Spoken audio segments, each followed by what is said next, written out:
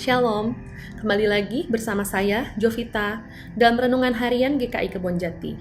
Renungan hari ini diambil dari Roma 2 ayat 12 sampai 16 yang akan saya bacakan. Roma 2 ayat 12. Sebab semua orang yang berdosa tanpa hukum Taurat akan binasa tanpa hukum Taurat, dan semua orang yang berdosa di bawah hukum Taurat akan dihakimi oleh hukum Taurat. Karena bukanlah orang yang mendengar hukum Taurat yang benar di hadapan Allah, tetapi orang yang melakukan hukum Tauratlah yang akan dibenarkan. Apabila bangsa-bangsa lain yang tidak memiliki hukum Taurat oleh dorongan diri sendiri melakukan apa yang dituntut hukum Taurat, maka walaupun mereka tidak memiliki hukum Taurat, mereka menjadi hukum Taurat bagi diri mereka sendiri. Sebab dengan itu mereka menunjukkan bahwa isi hukum Taurat ada tertulis di dalam hati mereka, dan suara hati mereka turut bersaksi, dan pikiran mereka saling menuduh atau saling membela.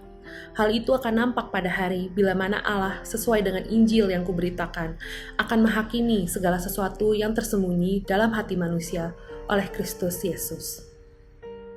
Dari bacaan tersebut, kita mengerti bahwa mendengar saja itu tidak cukup.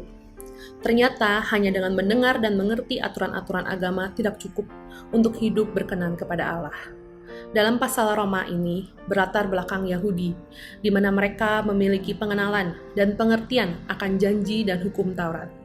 Sementara ada kelompok lain yang berlatar belakang Yunani dan Romawi, di mana mereka tidak mengerti hukum Taurat, namun hidup berjalan dalam Roh Kudus. Hingga muncul pertanyaan, apakah mereka bebas hukuman di saat mereka yang bahkan tidak mendengar pemahaman akan hukum Taurat? Percakapan Paulus dalam bacaan kita mengingatkan akan pentingnya untuk mampu menyatakan dan melakukan firman Tuhan di dalam kehidupan kita sehari-hari.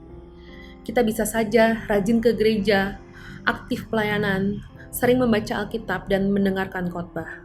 Namun, semua itu akan sia-sia jika kita tidak melakukan apa yang kita dengar, apa yang kita baca di dalam kehidupan kita sehari-hari. Saya pernah mendengar sebuah ilustrasi. Ada 3 orang pengemis, dan kita cuma punya uang 2 lembar. Jika kita memberikan kepada salah satu ataupun kepada keduanya, apakah itu adil? Untuk yang ketiga, ataupun bahkan jika kita tidak memberikan kepada salah satu pun, semuanya itu adalah hak kita. Dari ilustrasi ini kita belajar. Seperti pengemis yang tidak menerima sumbangan, bukan berarti itu tidak adil. Untuk orang-orang juga yang tidak pernah mendengar. Inilah yang disebut kasih karunia, kesempatan untuk kita bisa mendengar dan percaya.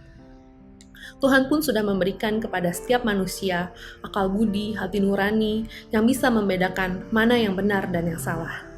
Disinilah kita harus bersyukur dan merenungkan, apakah kita yang sudah mendengar, sudah menaati hukum Taurat dan percaya pada Tuhan?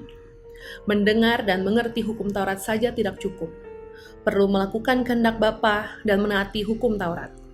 Biarlah kita menaati dan melakukan hukum Taurat bukan karena takut akan hukuman, tetapi berdasarkan rasa kasih dan syukur atas berkat dan kasih karunia dari Tuhan.